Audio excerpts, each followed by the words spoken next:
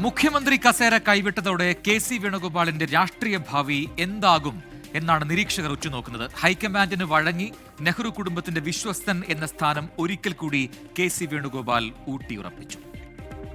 എംഎൽഎമാരുടെ ഭൂരിപക്ഷ പിന്തുണ ഉണ്ടായിട്ടും വി.ഡി. സതീശനെ മുഖ്യമന്ത്രിയായി തിരഞ്ഞെടുത്തപ്പോൾ നേരിയ അതൃപ്തി പോലും കെ.സി. വേണുഗോപാൽ പുറത്ത് പ്രകടിപ്പിച്ചില്ല. പാർട്ടി അച്ചടക്കത്തിന് മുൻഗണന നൽകിയെന്നാണ് കെ.സിയുടെ പ്രതികരണം.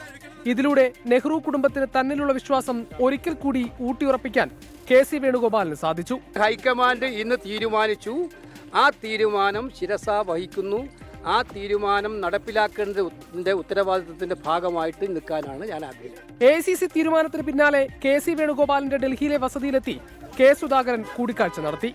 വി.ഡി. സതീശനെ മുഖ്യമന്ത്രിയായി പ്രഖ്യാപിച്ചതിൽ കെ.സി. വേണുഗോപാലിന് നിരാശയില്ലെന്നും കെ.സിക്ക് ഇനിയും സമയമുണ്ടെന്നും ചർച്ചയ്ക്ക് ശേഷം കെ. സുധാകരൻ പറഞ്ഞു.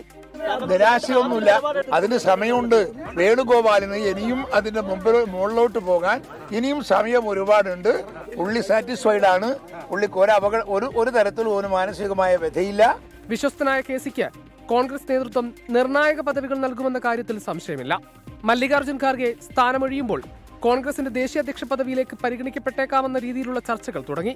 ലോക്സഭാ തെരഞ്ഞെടുപ്പിൽ അധികാരം പിടിച്ചാൽ കേന്ദ്രമന്ത്രിസഭയിൽ നിർണായക സ്ഥാനം. സംസ്ഥാന രാഷ്ട്രീയത്തിൽ നിന്ന് തൽക്കാലം മാറി നിൽക്കുമ്പോഴും ഡൽഹിയിലെ അധികാര ഇടനാഴികളിൽ കെ.സി. വേണുഗോപാൽ എന്ന പേര് കൂടുതൽ കരുത്താർജിക്കുകയാണ്.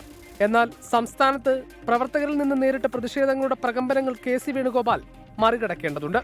വിട്ടുകൊടുത്ത മുഖ്യമന്ത്രി കസേരയ്ക്ക് പകരമായി കോൺഗ്രസ് രാഷ്ട്രീയത്തിലെ കിരീടമില്ലാത്ത രാജാവായി കെ.സി. മാറുമോ എന്ന് കാത്തിരുന്നു കാണാം.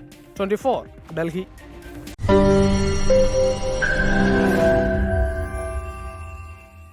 ലോകത്തെവിടെയായാലും ഏത് സമയത്തും 24 വാർത്തകളും ഓഗ്മെന്റഡ് റിയാലിറ്റി പാക്കേജുകളും എക്സ്പ്ലെയിനറുകളും വിശദമായി കാണാൻ ഞങ്ങളുടെ യൂട്യൂബ് ചാനൽ നിങ്ങൾക്ക് സബ്സ്ക്രൈബ് ചെയ്യാം.